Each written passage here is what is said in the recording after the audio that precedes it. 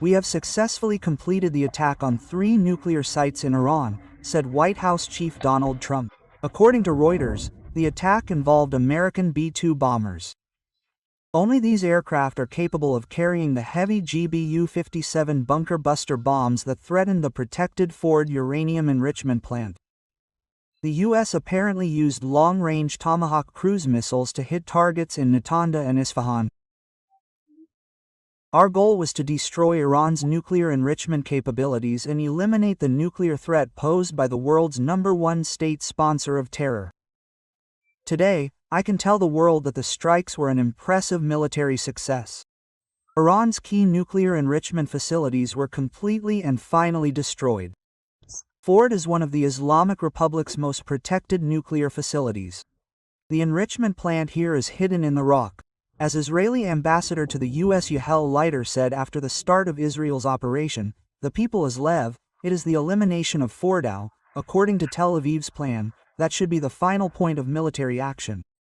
Fordow is the main facility deep underground, where enriched uranium and weapons are sort of gathered together, combined and pose the greatest danger. That is why it is the most guarded facility. We will not allow the Iranian regime, which intends to destroy Israel, to obtain a huge number of ballistic missiles and the ability to use them together with nuclear warheads. This will simply not happen." The statements of the parties after the attack differ somewhat. Donald Trump assures that all nuclear facilities have been destroyed, and the deputy political director of Iranian state television, Hassan Obidini, claims that Tehran evacuated the nuclear facilities in advance, and the damage caused by the American bombing is allegedly not critical. Satellite images cannot yet confirm or deny these statements. The strikes on Fordow and especially Isfahan, where the rods for making nuclear warheads were being prepared, are a very serious blow to the entire nuclear missile program, one might say, a fundamental blow. There are still a sufficient number of EE points for enriching uranium. There are also facilities in the east of the country that Israel is trying not to touch.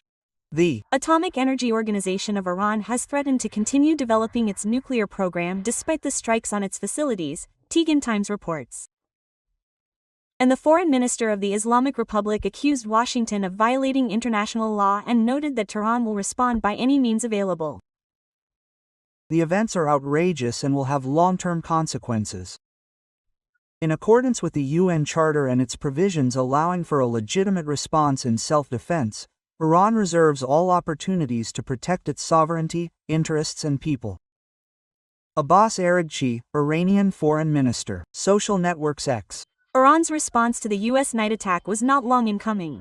The country's armed forces struck Israel with ballistics. 86 people were injured in Tel Aviv. 2 are in moderate condition. Residential buildings were damaged, houses and an office building. There were 3 waves of ballistic missile attacks.